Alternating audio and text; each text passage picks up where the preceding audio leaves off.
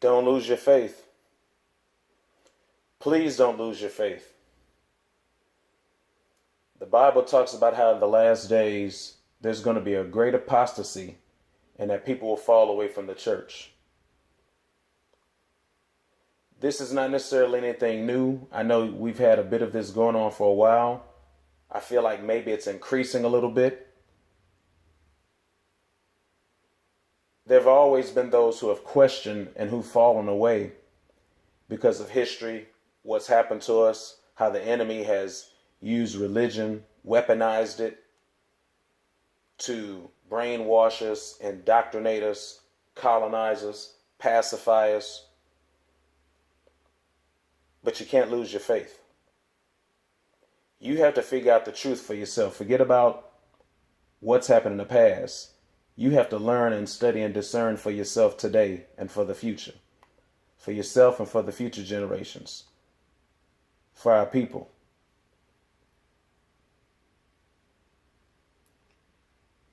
Read the Bible. Study. I challenge anyone who reads and studies and discerns. Look at those locations. Look at the tribes. Look at the patriarchs. Look at the lineage and the genealogy, especially after the flood. And after you've read all those things, you still want to say that's the so-called white man's Bible, the so-called white man's religion? I mean, yeah, I know what they do with these icons and these figures and images. You know, the so-called white Jesus.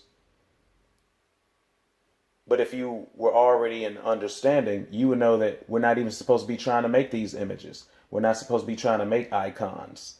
This is something that is beyond us to even convey and comprehend properly in human terms.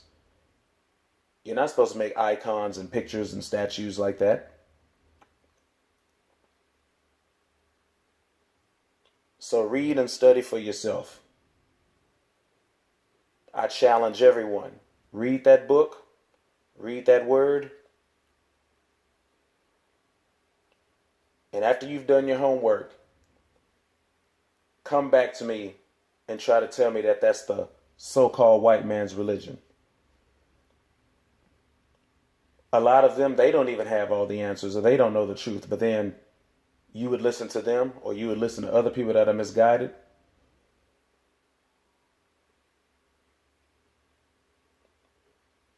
We have to restore ourselves as a people. But the best way is going to happen if we are a saintly people who are keeping the faith.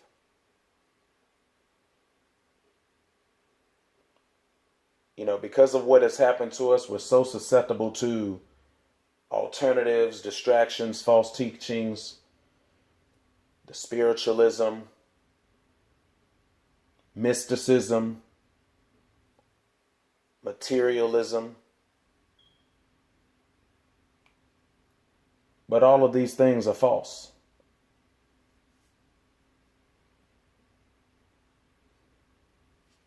You know, how could Islam be the true faith for us? Look at the history. Read the Quran. I mean, I don't try to spend too much time studying the Quran, but look at the Quran.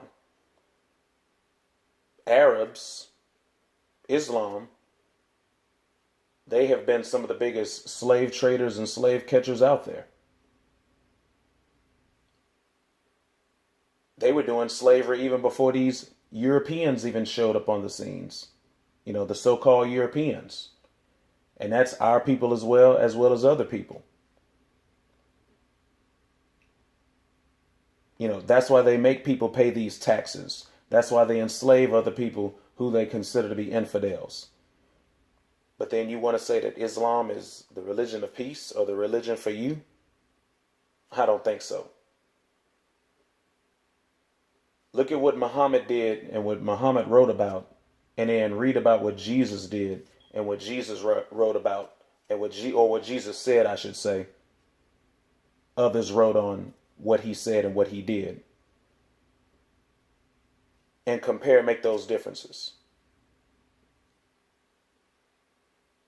If you're someone with some kind of wisdom and some kind of common sense, use a little bit of righteousness, use a little bit of discernment, I think you'll find out the truth for yourself.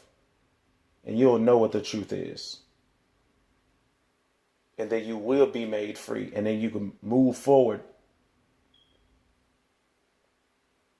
operating your life in a different manner. And if we can all do this together as one, as a people, then we'll be able to bring about restoration and the liberation of our people. But we got to keep the true faith, y'all.